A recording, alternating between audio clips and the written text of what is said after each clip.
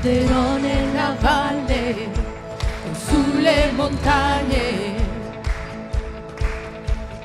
nelle certezze, loderò nei miei dubbi, loderò in minoranza, loderò circondato, perché la mia lode è l'acqua dove il nemico affonda. Finché avrò respiro, avrò un motivo e loda il Signore, anima mia. Loda il Signore, anima mia. Loderò se ti sento, se non riuscirò. Loderò perché so e al controllo sei tu. La mia lode è un'arma, più di una canzone. La mia lode è un grido che abbatte Gerico. Finché avrò respiro, avrò un motivo e loda il Signore, anima mia. Loda il Signore, anima mia. Non resterò in silenzio perché vivente è il mio salvato. Loda il Signore, anima mia.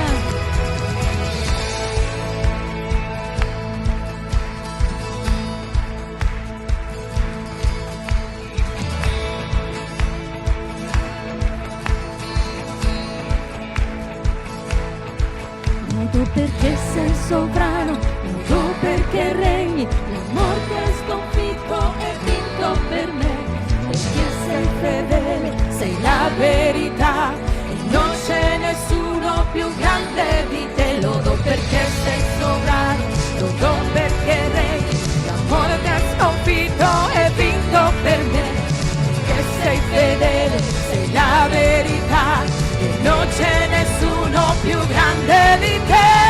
Loda il Signore, anima mia. Loda il Signore, anima mia. Loda il Signore, anima mia. Loda il Signore, anima mia. Non resterò in silenzio perché vivente è il mio salvato. Non resterò in silenzio perché vivente è il mio salvato. Non resterò in silenzio perché vivente è il mio salvato. Loda il Signore, anima mia. Loda il Signore, anima mia. Loda il Signore, anima mia.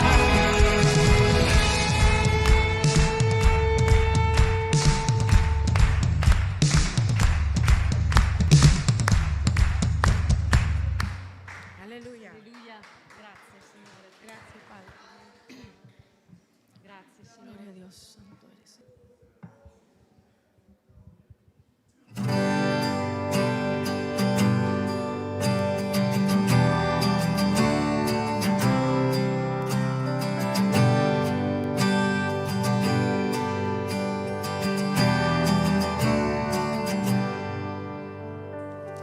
Chi sono io perché il grande Dio mi accolga a sé? Ero perso e mi salvò il suo amore, il suo amore. Di lui libera, libero sarà.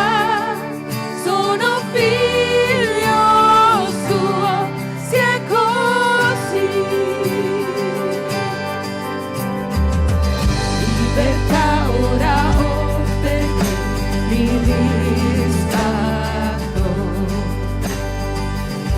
Vivevo in schiavitù, ma Gesù morì.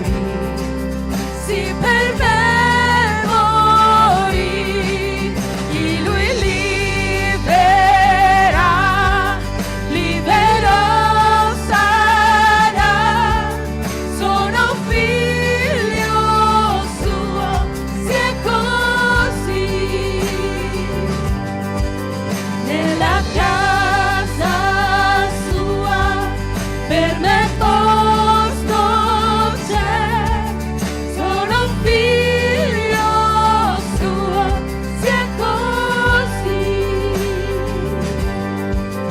Sono certo, credo a quello che Dio dicevi in me, mi sostiene, credo a quello che Dio dicevi in me. Sono certo, credo a quello che Dio dicevi in me, mi sostiene, credo a quello che Dio dicevi in me, che Dio dicevi in me. Chi lui libera, libero sarà. Sono figlio suo, sì è così. Nella casa sua per me posto c'è. Sono figlio suo, sì è così. Nella casa sua per me posto c'è. Sono figlio suo, sì è così.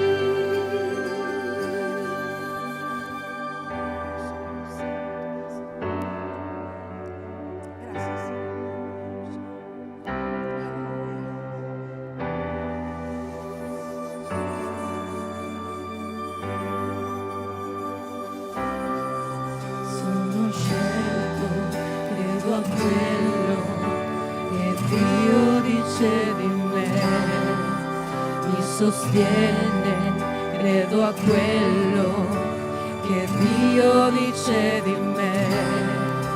Sono certo, credo a quello che Dio dicevi in me, mi sostiene, credo a quello che Dio dicevi in me, che Dio dicevi in me. Chi lui libera, libero sarà. Sono figlio suo, sì è così. Nella casa sua per me posto c'è. Sono figlio suo, sì è così.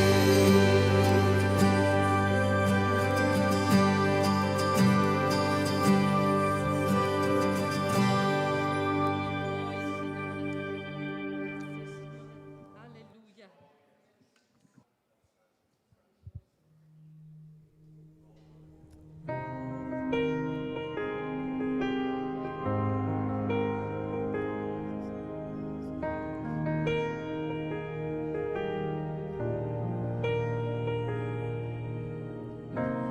Proprio quando sono qui con te, tu vinci per me le mie battaglie. Proprio quando sono qui con te, tu vinci per me le mie infermità. Intendi io trovo la forza per non gettare la spugna, perché Cristo ha donato il suo sangue. In te Dio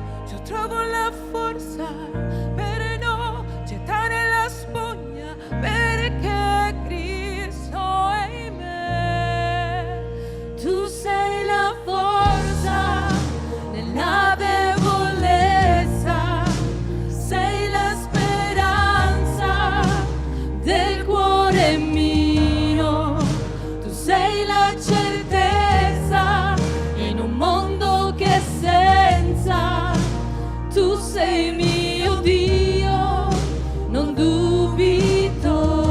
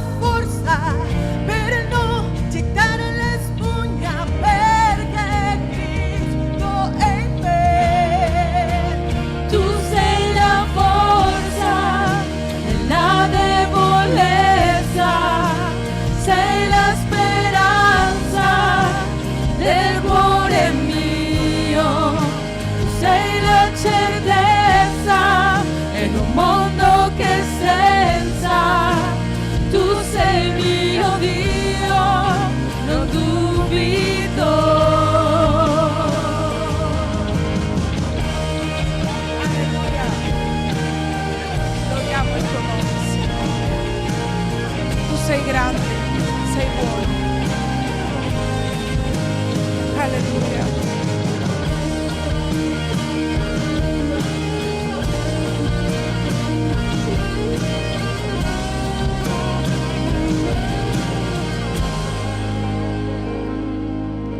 Se Gesù tu sei con me, chi sarà contro di me? Se tu Gesù sarai con me, io vincerò comunque.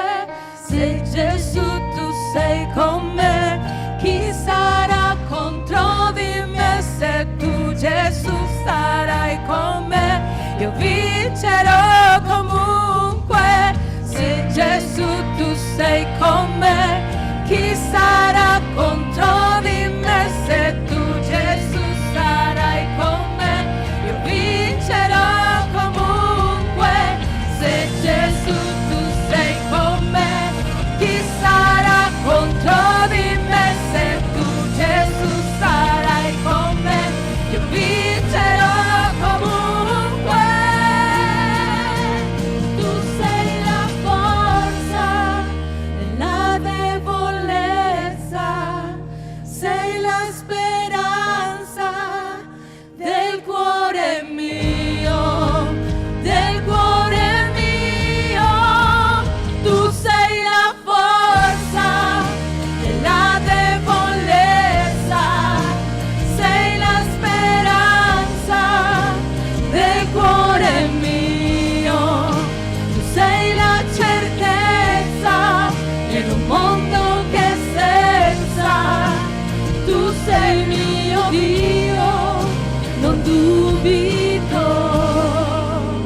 Tu sei il mio Dio, non dubito. Alleluia. Gloria a Dios. Gloria a Dios. Aleluya. Aleluya. Aleluya.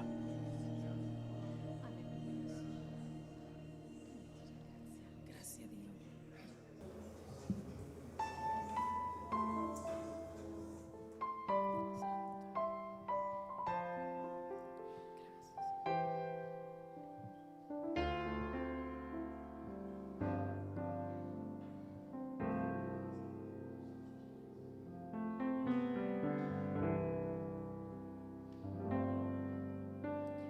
Mira la bellezza del Signore,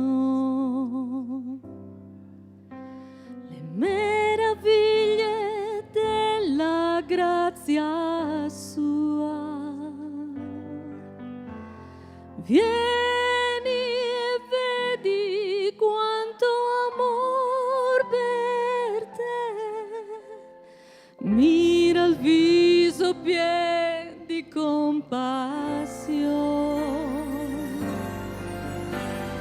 le sue man forate vieni a toccare. L'amico che comprende potrai trovare. Sotto la croce sanguinante vieni e stai.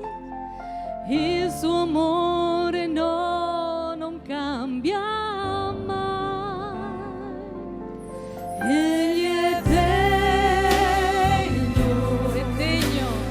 della nostra lode. Egli è degno della nostra lode. È glorioso, meraviglioso. Egli è il tutto per me.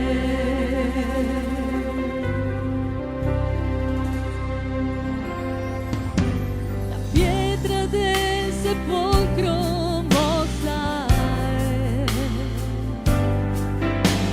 la tomba è vuota e il corpo suo non c'è,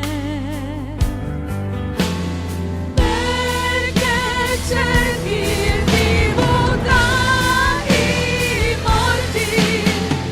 Gesù vive, non si trova qui. Egli è degno della nostra lode. Egli è degno della nostra lode. È glorioso, meraviglioso. Egli è il tutto per me. Pietra del sepolcro mossa è, tomba è vuota e il corpo suo non c'è, perché cerchi il vivo tra i morti. Gesù vive, non si trova qui. Egli è degno della nostra lode.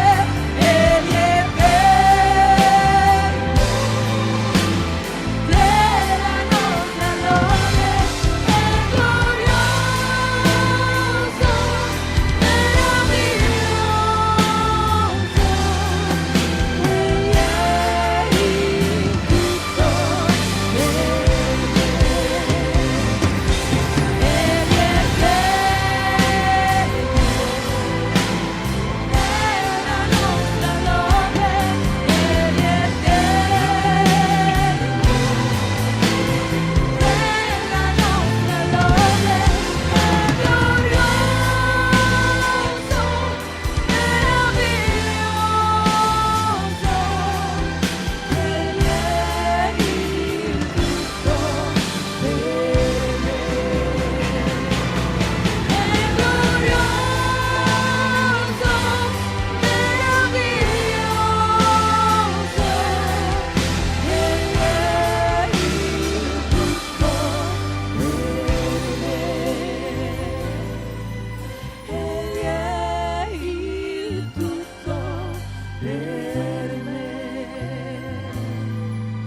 Egli è il tutto per me. Alleluia.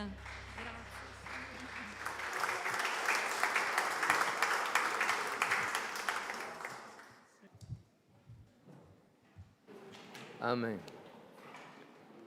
Benvenuti a tutti coloro che sono in mezzo a noi per le prime volte. Che il Signore vi possa benedire insieme con noi, perché siamo qui per lodare e benedire il nome del Signore. Mi sembrava che le sorelle del coro avessero la voce un po' bassa oggi. Non sembrava anche a voi? No. Avete sentito che voci meravigliose? Amen. Mancano i musicisti, ma in compenso si compensa con la voce. Ecco, ricordiamoci, preghiamo che il Signore aggiunga musicisti alla sua Chiesa. Amen. Li abbiamo avuti, ma sicuramente li avremo ancora.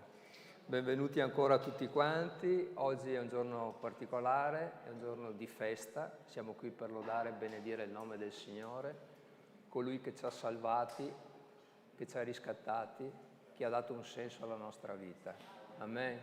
Io non so di voi, anzi di molti di voi so qualcosa, ma se eravamo in giro per il mondo senza uno scopo, senza un senso, senza un futuro, il Signore ce l'ha dato. Amen. E possiamo ringraziare Dio per questo. Ma è un futuro meraviglioso, perché non è un futuro relativo a questa esistenza solamente, ma è un futuro eterno. Amen. Volevo leggere con voi un salmo. È un salmo che conosciamo tutti. Mandate gridi di gioia al Signore, o abitanti di tutta la terra. Servite il Signore con letizia, presentatevi gioiosi a Lui. Riconoscete che il Signore è Dio, è Lui che ci ha fatti e noi siamo Suoi.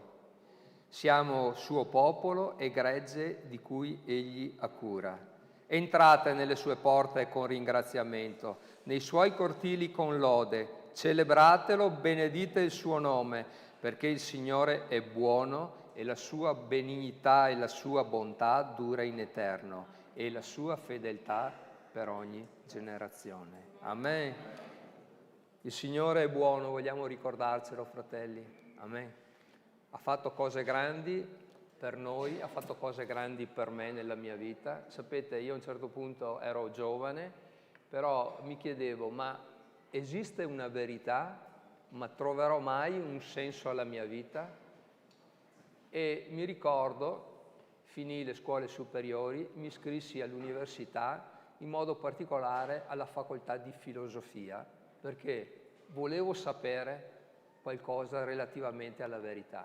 Ebbene, quella facoltà non l'ho mai vista, se non la mensa aziendale, la mensa, diciamo, scolastica, non aziendale. Però il Signore ha avuto pietà di me, si è rivelato nella mia vita e mi ha fatto capire che Gesù è la via, la verità e la vita. Non ci sono molte verità, perché sono tutte filosofie, sono tutti pensieri umani, ma ringrazio Dio perché si è fatto conoscere. Amen. Siete gioiosi, fratelli? Amen.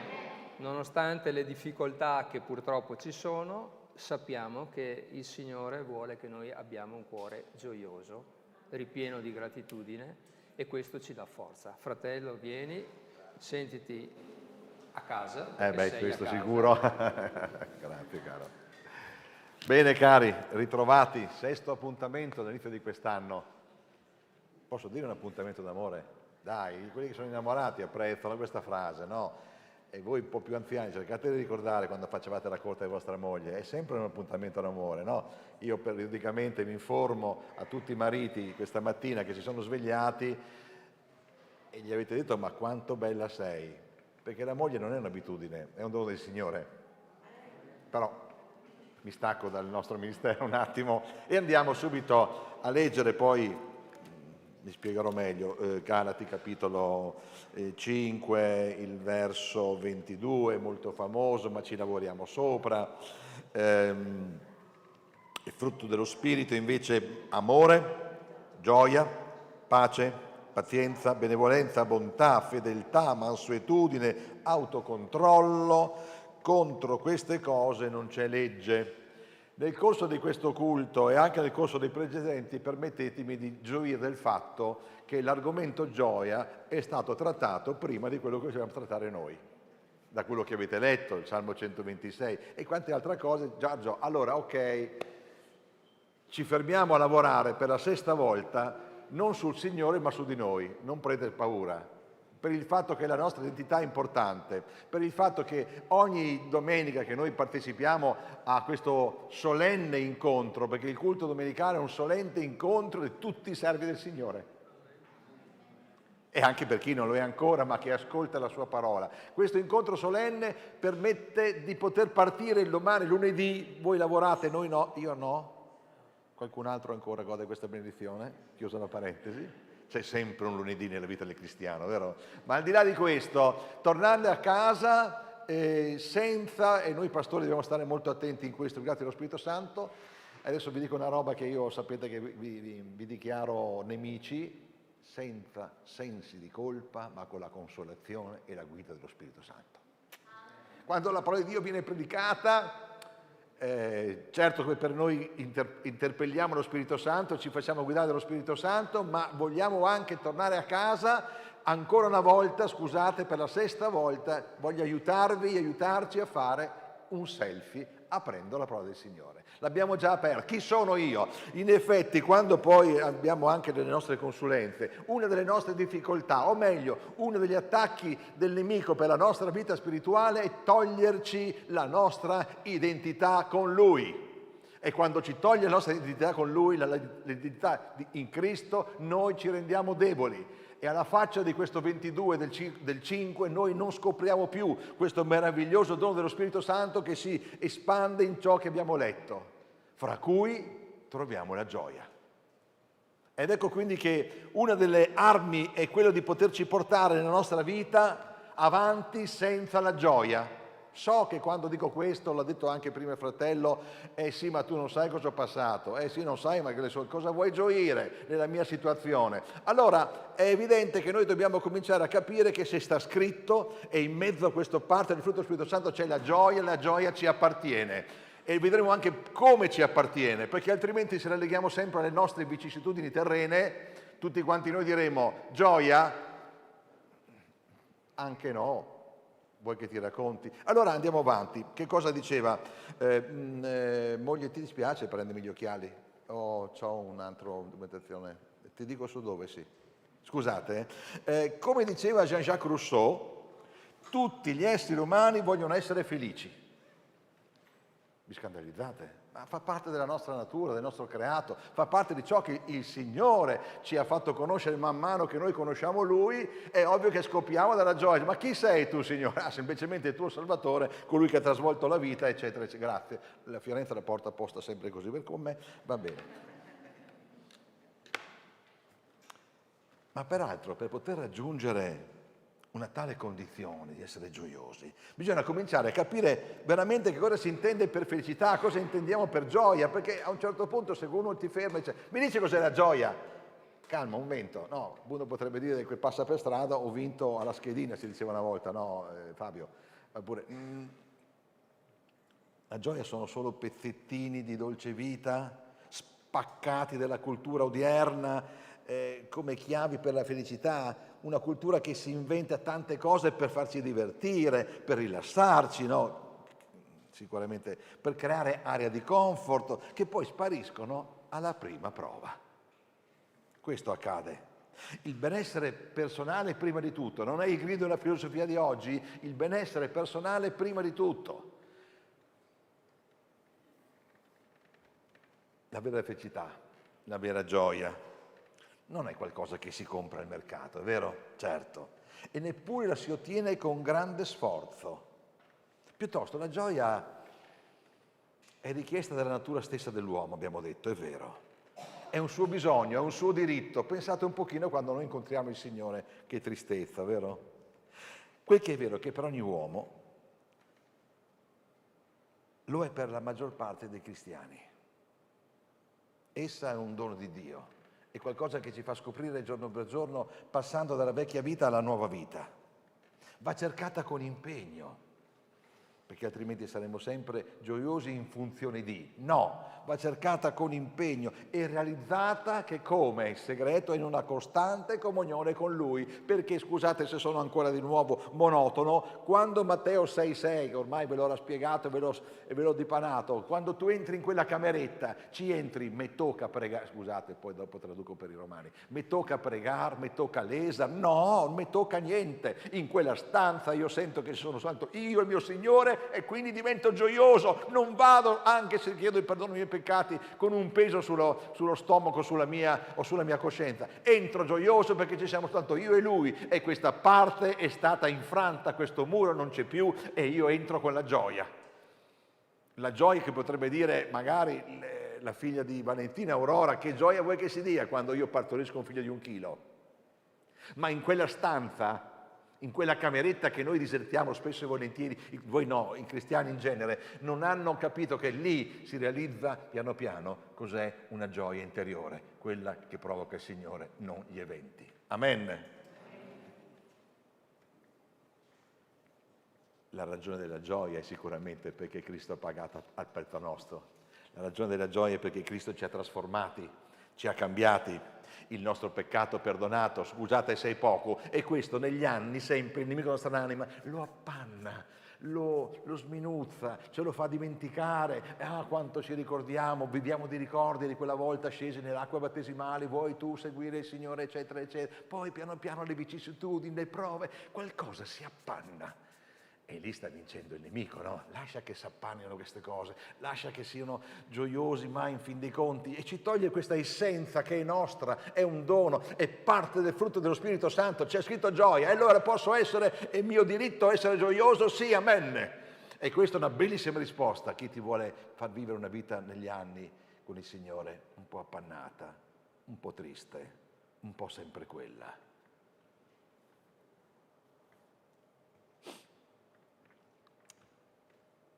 Gioia e amore sono 2 termini che ci richiamano sempre nella parola di Dio, e lavoreremo su questo, perché possa non soltanto essere uno slogan o una promozione sulla gioia da parte di Giorgio Bosi, ma che la parola di Dio ci apra qualche cosa di importante che resta nel nostro cuore sull'argomento gioia.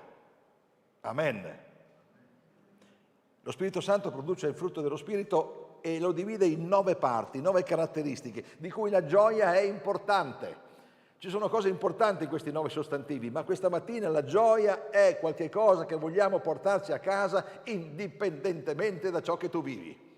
Ma è evidente che dobbiamo lavorarci sopra, perché se questo è un sentimento che tu mi presenti sulla parola di Dio, io voglio capire perché posso e debbo essere gioioso. Amen.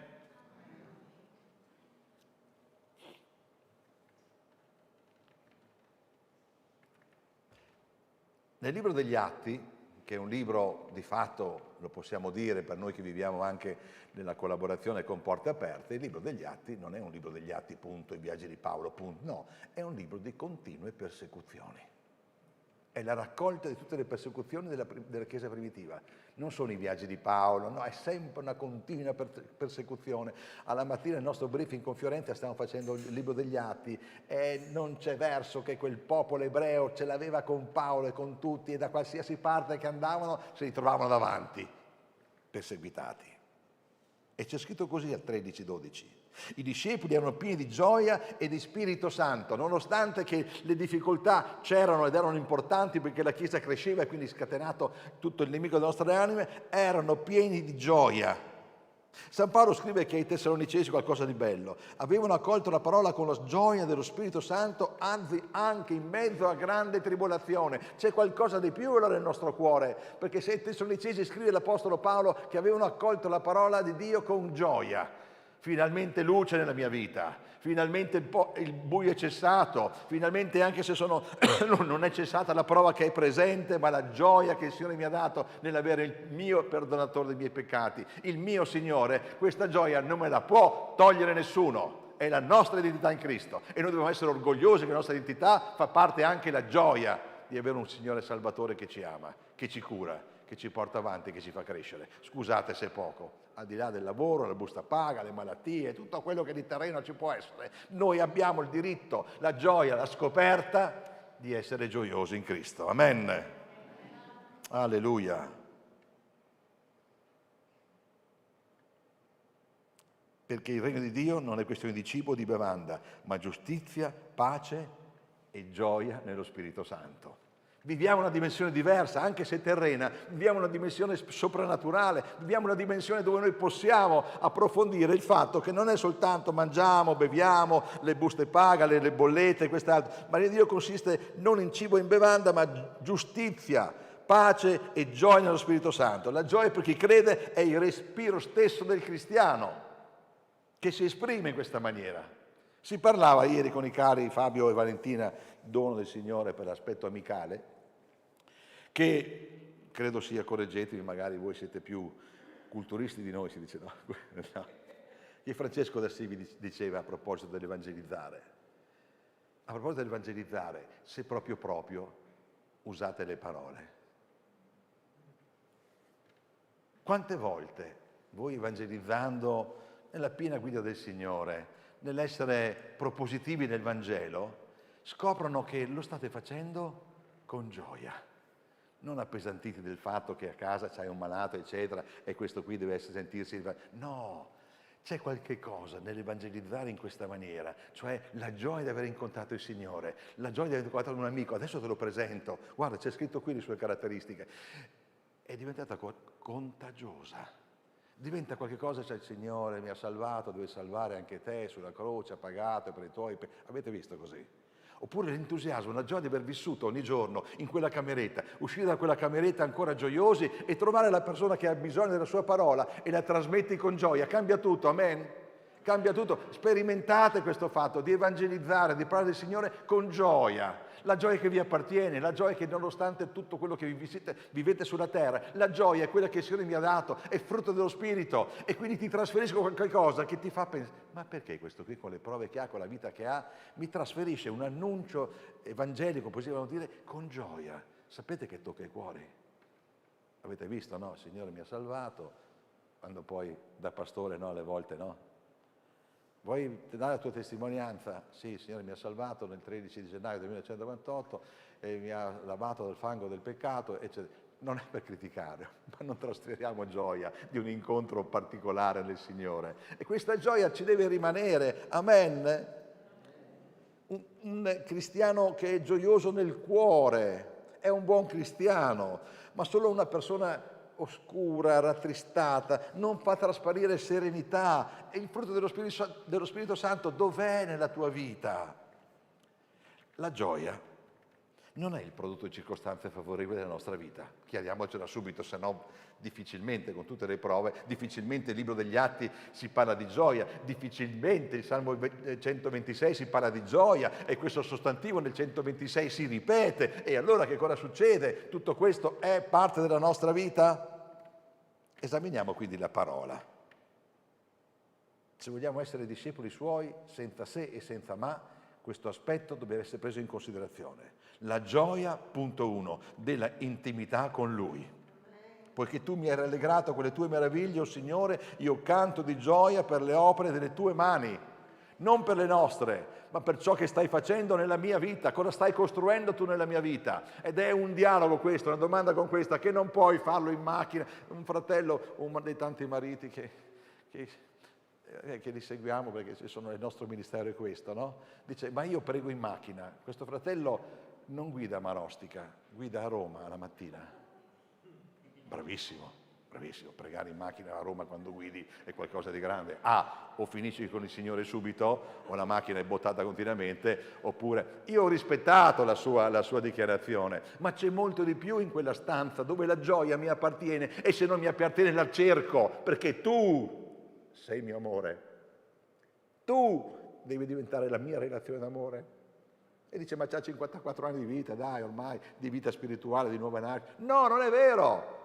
Io avrei abbandonato allora Fiorenza dopo 51 anni di matrimonio perché alla fine, dai, le mogli poi diventano un po' scontate, dai, le mogli diventano un po' qualche ruga, poi dopo non hanno i capelli.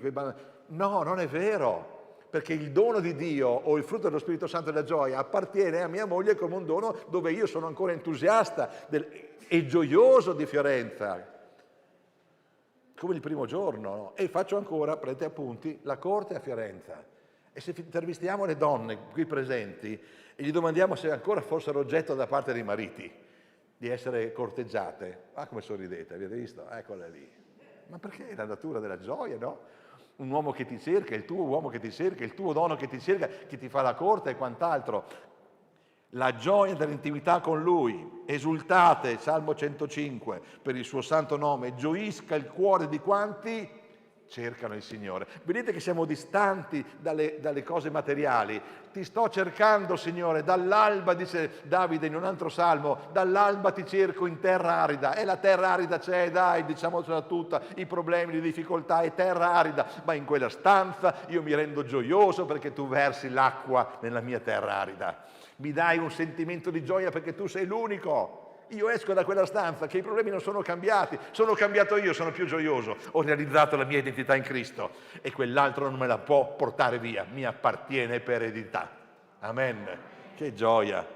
2, la gioia della propria identità. È vero, prima non c'era, eri perso. Il capitolo 2 di Efesini può essere il capitolo che noi usiamo per andare a evangelizzare. Eravate tutti persi nei vostri peccati, nelle vostre filosofie. Ma dove eri? Ma eri un personaggio che non aveva identità e lui piano piano te la conferisce. Ma voi siete una stirpe eletta, un sacerdozio regale, un agente santo, un popolo che Dio si è acquistato perché proclamiate le virtù di colui che vi ha chiamati dalle tenebre alla sua meravigliosa luce. Voi che non eravate un popolo, ma ora siete il popolo di Dio. Voi che non avevate ottenuto misericordia, ma ora avete ottenuto misericordia. Sarebbe da alzarci in piedi e cantare l'inno di Mameli. In questo caso non ci appartiene ma tutti quanti noi siamo italiani, almeno io che sono un patriota. Adesso non si chiama più l'inno di Mameli, si chiama il canto degli italiani, non importa, cambia niente, però ci identifichiamo in tale e quell'inno alla fine ci fa sentire italiani. Pensate davvero a questo inno dove si dice voi, tu, io, sì, voi non eravate un popolo, io vi ho dato un'identità, tu non eri nessuno, eri perso i tuoi peccati e io ti ho salvato, io ti ho dato il diritto di diventare figlio di re. Sono queste le mie identità, a me è questa, quell'altro può dirmi quello che vuole, può darsi che sei carta bagnata, sei peccatore, sei sotto qualche prova importante, no, questa gioia mi appartiene. Terza, la gioia della costante benedizione di Dio. Geremia 32,41, metterò la mia gioia nel far loro del bene e li pianterò in questo paese con fedeltà, con tutto il mio cuore, con tutta l'anima mia. Una gioia che viene anche dal Signore. Eccolo il vaso ignobile, ecco il vaso che non contava niente. Gli ho messo le mani addosso e come ogni buon scultore l'ho plasmato perché esso diventi un vaso nobile. Tu, un vaso nobile. Tu che sei sempre quello che si dice no, ma sai io, no, tu sei un vaso nobile. Ricordo ancora un predicatore che quanto riguardava la sua identità come figlio di re, quindi sono un principe, e girava nel suo villaggio inglese con le mani così sulle bretelle che c'ho qua di dietro, diceva no, io sono un principe, ma se sei a 9, ma non ti conosce nessuno in questo paese qua, sarai magari il postino, no, sono figlio di re. E sono gioioso di esserlo. Non sono conosciuto dagli altri, ma mi conosce il Signore perché io sono figlio di re. Amen. Quarto punto, la gioia della comunione ecclesiale. Oh, parla di noi di nuovo. La gioia di poterci incontrare. Ricordo con profonda Salmo 42,4, ascoltate che bello, dovrebbe essere il sentimento di ogni domenica, quando da casa vostra si va.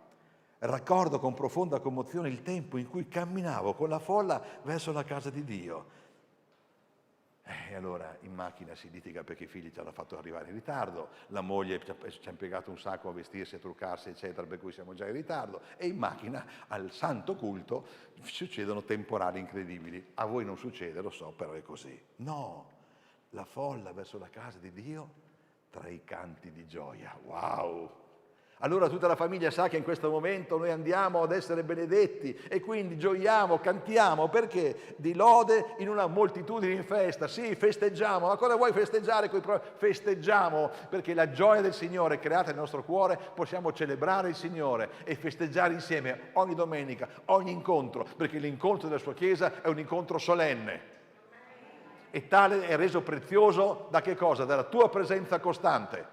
Nebbia, fango, freddo, a Roma non c'è porta pazienza, siete benedetti.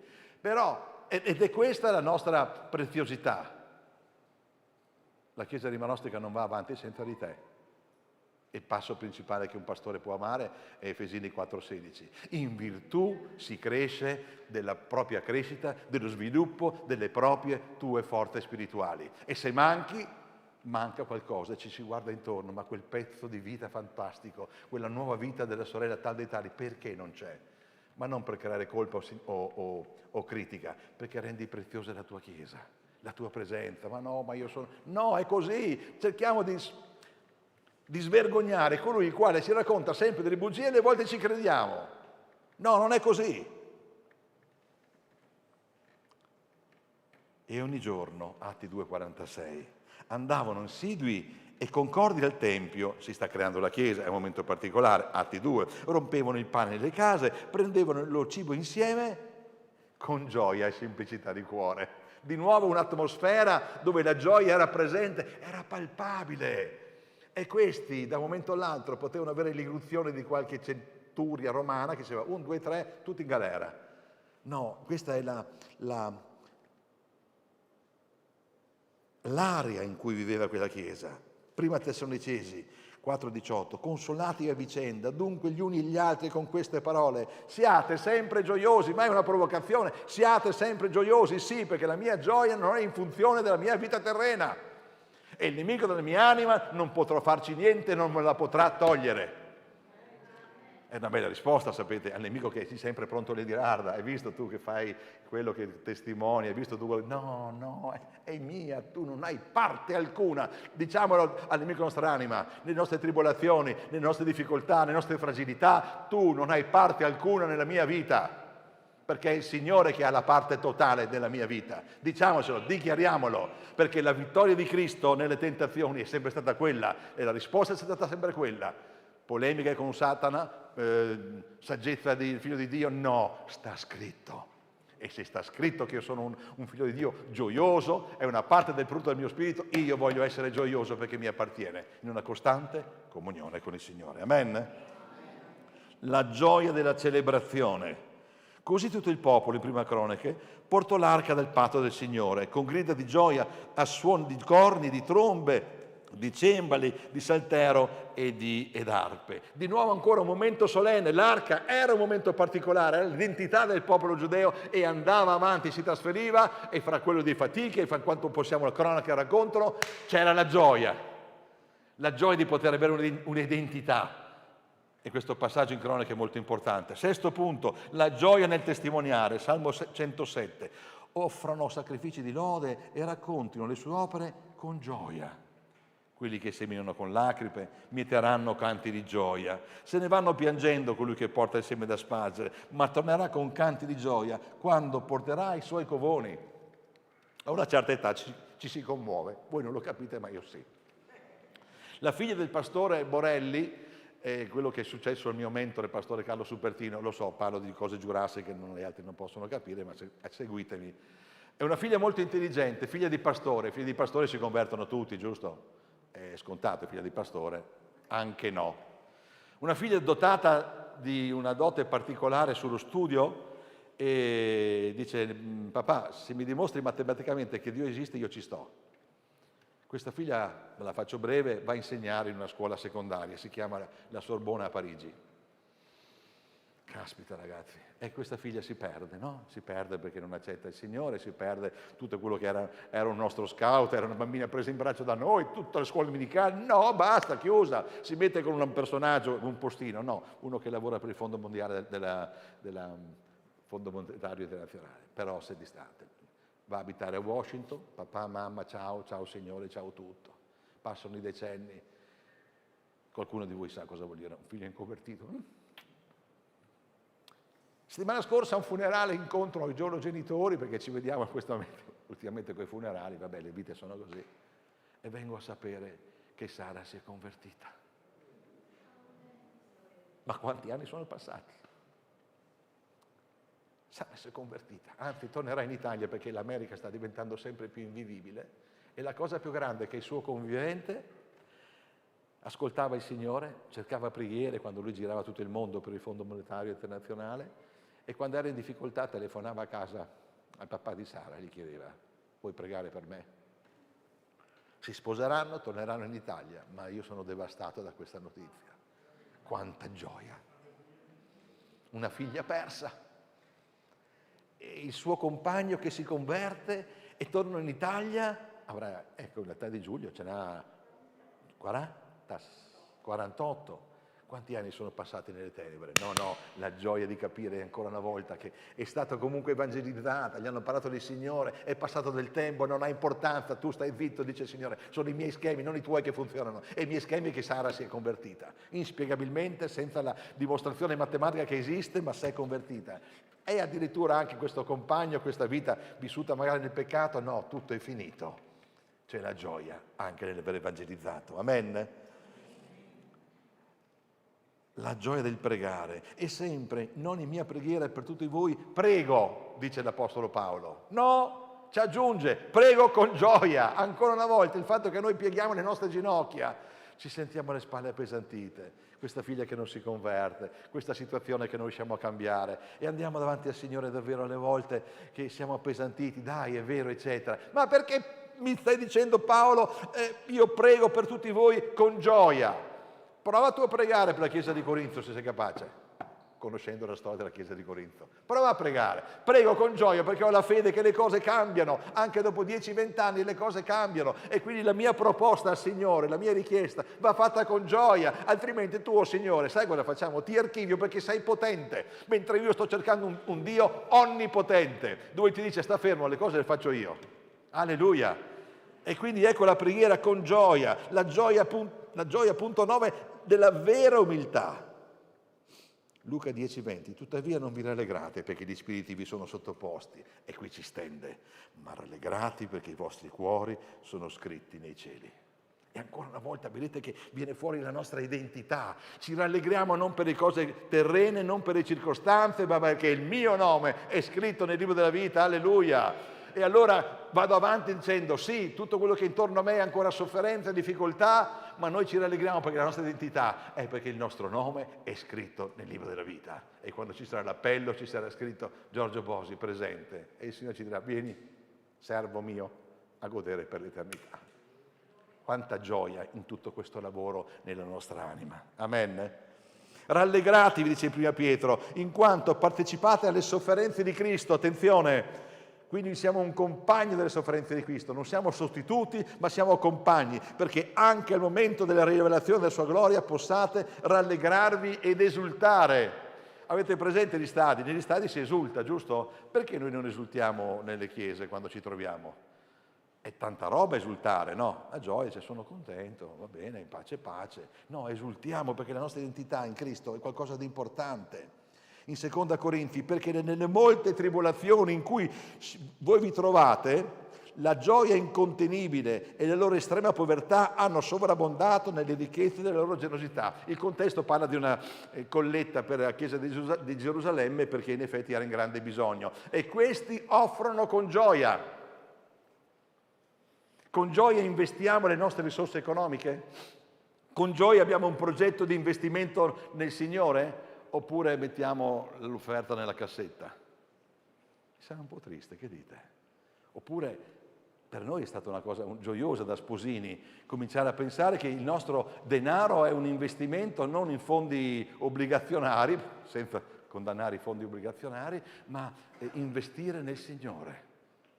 Vi ho già detto, no? Soltanto l'offerta a porte aperte in euro, giratela per quanto riguarda la moneta del Burkina Faso, non so cosa compreranno questi fratelli con 50 euro o con 1000 euro, no? Quindi di conseguenza anche questo è una gioia di partecipare da parte del Regno anche con le mie offerte. Sono orgoglioso che ho un piano di investimento con il Signore. Quando ci si sposa, una delle prime cose che dobbiamo fare, che cosa vogliamo fare con il Signore? Quale parte dei nostri ingressi che non ci appartengono? Ce li ha riservati Lui, dei nostri ingressi vogliamo servire il Signore.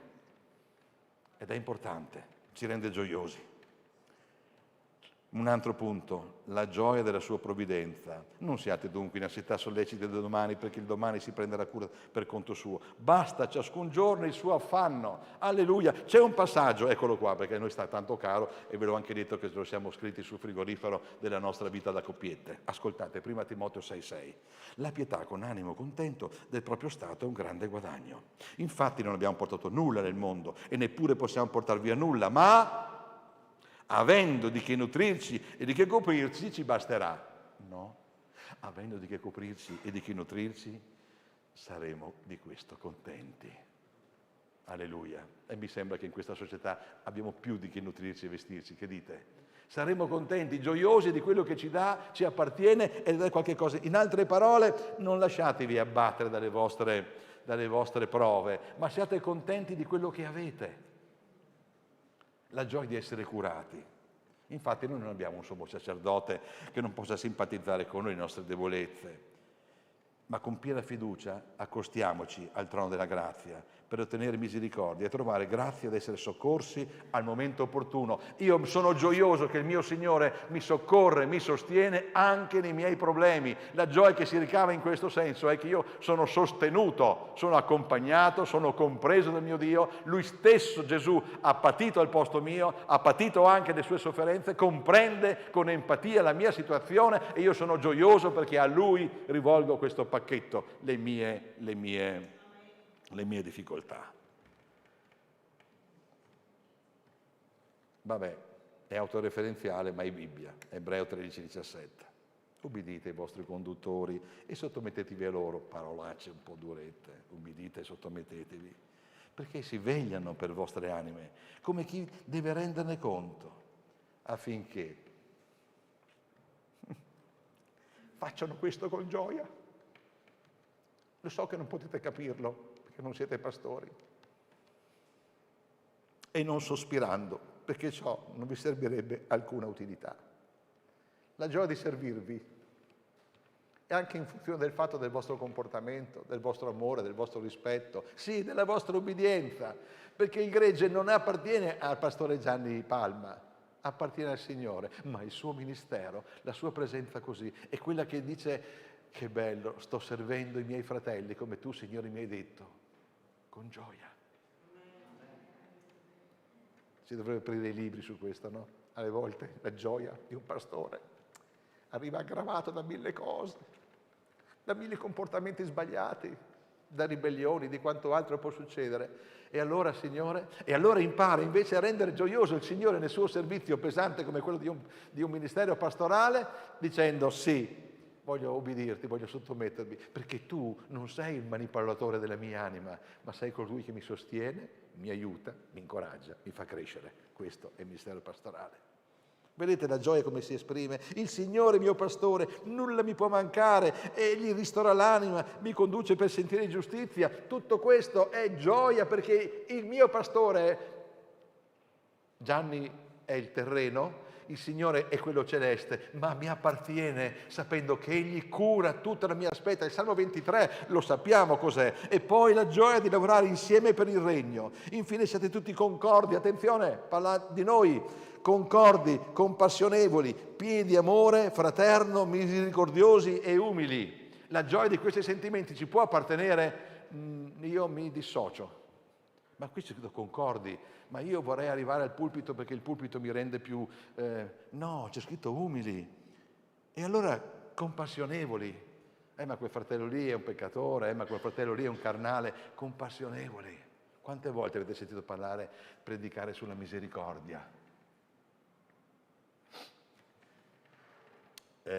Sicuramente vi è stato proposto l'ultimo libro di Porte Aperte, si chiama Testimoni, per cortesia fallo comprare a tutti, perché io apro il libro di Testimoni di Porte Aperte e c'è sempre, giustamente, la Chiesa è perseguitata, Burkina Faso. No, sono rimasto spiazzato, compratevelo.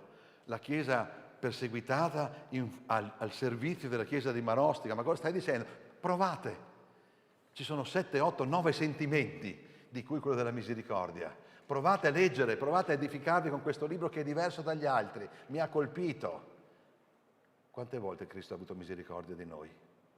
Quante volte noi abbiamo misericordia del nostro prossimo? Misericordia. Vocabolario, andate a vederlo non adesso su Google e capite cosa vuol dire anche la gioia di essere misericordiosi. Amen?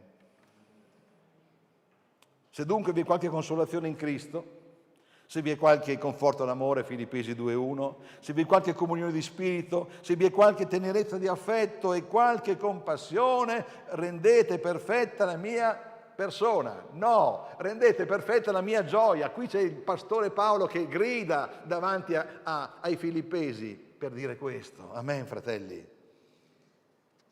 E poi ancora e ancora alle volte il momento, il tempo mi manca, no? Però è bello che ci sia questa aspettativa.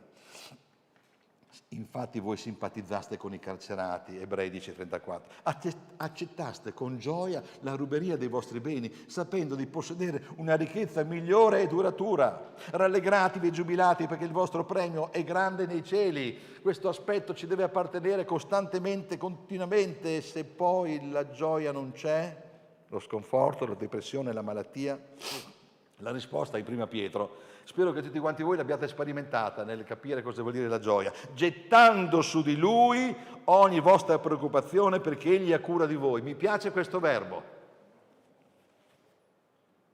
Depongo. No. Gettando su di Lui. È un'azione violenta che io devo fare per scaricarmi dei sensi di colpa, delle accuse e delle tribolazioni. È una cosa che appartiene a te. La getto, non mi appartiene più, non c'è più questo getto, è lì alla piedi della croce. Ah, mi sento scarico, è affar tuo. Bellissimo, è affar tuo. Sono gioioso perché tu lo risolverai. Come l'avrei risolto io? Ma va là, è il Signore che lo risolve in maniera gloriosa, imprevedibile. Amen? E allora quando questa gioia ci manca, forse è il peccato che è entrato. Ha fatto il suo lavoro dentro di noi, ci ha allontanato da una relazione appagante d'amore col Signore. È bravo quell'altro. E la gioia se n'è andata. Allora l'invito per concludere alla Chiesa di Manostica qual è? I prossimi culti? Gioiosi. L'incontro con il nostro prossimo? Gioioso. Nell'atmosfera di casa cos'è? Un'atmosfera gioiosa. Alla prossima prova saremo gioiosi lo stesso. Amen. E allora rallegratevi, dice l'Apostolo Paolo in Filippesi, sempre nel Signore, rallegrati, la vostra mansuetudine sia nota a tutti gli uomini, rallegratevi, non angustiatevi di nulla, non togliete questa parte del frutto dello Spirito Santo, perché le prove vi abbattono, vi schiacciano, non ci appartiene questo sentimento di depressione, ma ci appartiene la sua gioia. La pace di Dio che supera ogni intelligenza custodirà i vostri cuori e i vostri pensieri in Cristo Gesù. È importante, perché a questo punto tu hai predicato sulla gioia, ma tu non sai la mia vita, le mie patemi d'animo, la gioia che non c'è andata, il figlio che è divorziato, quell'altro che è ammalato e tutto quello che ci potrebbero essere. No, è la pace di Dio che supera ogni intelligenza, custodirà i vostri cuori e i vostri pensieri in Gesù Cristo. Sapete, la vera gioia nasce dall'incontro con il Signore e dalla disponibilità a vivere secondo la sua volontà. Qualcuno non l'ha sperimentato, qualcuno è rimasto indietro. Non c'è problema, non siamo in ritardo sulla parte di questo frutto dello Spirito Santo. Siamo gioiosi, perché quello è un dono che il Signore ci ha dato. Dimostriamolo nella nostra vita. E così ancora la Chiesa di Manostica sarà gioiosa in tutti questi aspetti che vi ho descritto, perché vi appartengono. È una sfida. Provate e il vostro vissuto sarà un vissuto con gioia, sarà un vissuto di grande soddisfazione, perché la gioia tua e mia non vive in funzione dei nostri problemi e delle nostre difficoltà e delle prove, vive in funzione della mia particolare relazione d'amore con il Signore. In quella cameretta. Dio ci benedica. Amen.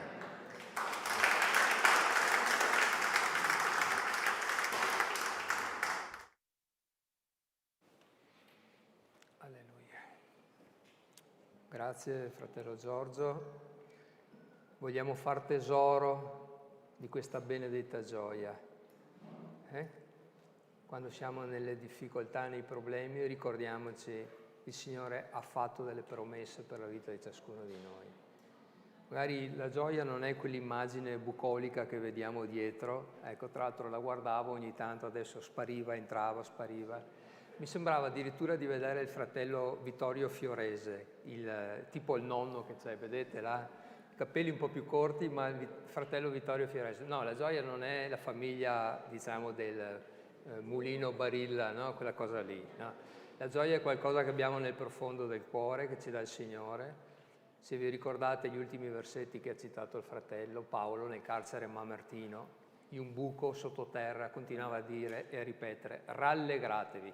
Guardate dov'era, in che stato era, in che situazione era, eppure continuava a ripetere rallegratevi, nel continuo, rallegratevi. Ecco, vogliamo andare a casa con questo messaggio nel cuore, abbiamo sì dei problemi, però sappiamo che il Signore è la nostra forza. La gioia del Signore è la nostra forza. Ci possiamo alzare in piedi, fratelli e sorelle? Alleluia, alleluia. Signore, vogliamo ringraziarti perché ancora oggi ci hai dato un tuo prezioso consiglio, ci hai parlato della gioia che riempie i nostri cuori quando siamo alla tua presenza, quando abbiamo una relazione intima con te, nonostante le situazioni, nonostante le prove, le difficoltà, le tribolazioni. Signore, tu hai promesso che avresti messo la tua gioia nei nostri cuori, perché siamo tuoi figlioli. Vogliamo appropriarci di queste promesse, Signore, anche nei momenti difficili, anche nei momenti bui, anche quando magari le nostre forze vengono meno, ma grazie, Signore, perché noi vogliamo veramente far fede e aggrapparci alle tue promesse che sono fedeli.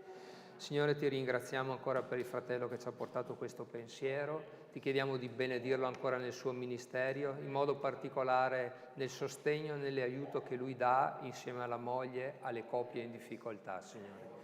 Ti ringraziamo per la nostra Chiesa, Signore, grazie, Signore, perché se qualcuno è rimasto indietro, come è stato detto, in questa promessa, se non ha ricevuto ancora la gioia piena del Signore, veramente possiamo dire che non è ancora tardi, perché le tue promesse sono sì e amen.